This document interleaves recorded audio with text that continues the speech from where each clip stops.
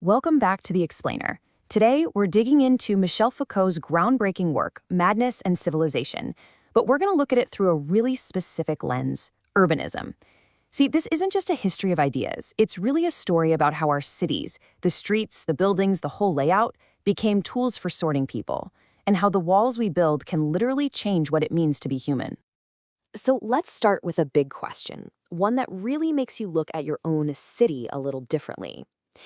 We take for granted that we have hospitals and clinics, right? They're just part of the urban infrastructure. But Foucault makes us stop and ask, was the asylum always a thing? Has madness always been seen as a problem for architecture to solve?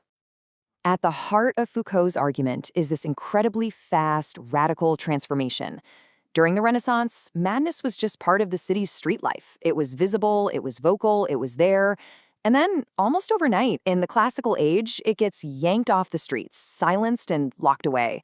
And that's not just a social shift, that's an act of urban design. So to really get a grip on this, we're going to trace the story of separation in 5 parts. We'll see how the city itself was turned into a tool for building a massive wall between what society decided to call reason and unreason. Okay, first up, let's imagine a time before the 17th century. The city looks completely different. There are no asylums as we know them. The mad aren't rounded up and put in institutions. They're actually a visible and often pretty loud part of the public square. Yeah, during the Renaissance, madness was literally woven into the culture. You see it everywhere in art and plays, not as a disease, but as a part of the human condition. It could be seen as a kind of tragic wisdom, or maybe the result of some great passion. But here's the key thing. It had a voice, and it spoke from inside society, not from behind some wall. And then, everything changes. In the middle of the 17th century, this massive experiment starts up all across Europe. You could say that cities, like living organisms, began to grow a brand new organ, the institution built specifically for confinement. We can even pinpoint the moment this really kicks off. 1656, the creation of the Hôpital Général in Paris. Now, you have to understand, this was not a medical facility. It was an instrument of power, a new piece of social infrastructure. Its whole purpose was to redraw the map of the city and decide who belonged on the streets and who didn't. So why'd they do it? It really had nothing to do with public health. It was all about public order. The goal was to just sweep whole groups of people, the poor, the unemployed, the mad, right off the streets. These new institutions were basically machines for social cleansing, designed to make the city look more orderly and productive by hiding anyone who didn't fit in. So if these new buildings weren't for treating people, what exactly was their function? What was life actually like inside these new urban spaces? Foucault has this absolutely chilling phrase for what they became, the zoo of madmen. And he means it literally. The asylum turned into this twisted kind of tourist attraction where you could pay a fee to go and just gawk at the inmates. This is the spatial logic of confinement right here. People weren't just being held, they were being exhibited. The architecture itself, the bars, the cells, was all designed to reinforce this idea of otherness, to turn a fellow citizen into an object of curiosity and scorn. And Foucault is so clear on this point. This system had zero therapeutic purpose. Its function was segregation, plain and simple. By physically removing madness from the city streets, the quote-unquote sane and rational society outside could define itself by what it wasn't.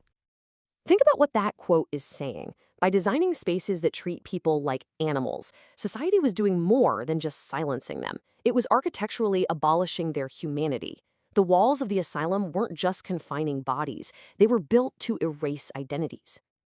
Okay, so you can't just reorganize your city on such a massive scale without a big idea to justify it, right? If you're going to build a physical wall through your society, you first have to build a conceptual one in everybody's minds. The age of reason needed an other, something to define itself against. And so the concept of unreason was basically invented to be that other. It wasn't just a different way of thinking. It was framed as the complete absence of thought.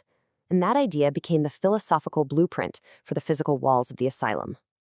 And this wasn't some fringe theory. This became the official, enlightened definition. All of a sudden, madness wasn't some mystery you had to interpret. It was just an error, a glitch in the rational machine of the mind. This example shows the new logic perfectly. A statement like all men are my enemies isn't seen as a sign of some tragic personal history anymore. It's now seen as a fundamental breakdown of reasoning. It's a logical error, like a math problem done wrong. And that diagnosis of flawed logic became all the justification they needed to lock the door. And once they had this big idea of unreason, thinkers started slicing it up and categorizing it, creating these types of error, like melancholia and mania. This wasn't just some intellectual game, it was about creating a science of irrationality, which just made that boundary between the sane and the insane seem even more solid. Which brings us to our final and maybe most important section. Why does any of this 17th century urban planning still matter to us? Well, because the walls they built, both the physical ones and the ones in our heads, cast a really long shadow that stretches all the way to today. I mean, get this. Even the father of modern rationalism, René Descartes, had to define his own sanity by basically saying, well, I know I'm sane because I'm not one of them. His entire philosophy rests on that new division. That just shows you how deep this new separation went, not just in our cities, but in the very way we think about ourselves. And that's the question Foucault really leaves us with. The asylum created a physical and mental distance between us and them.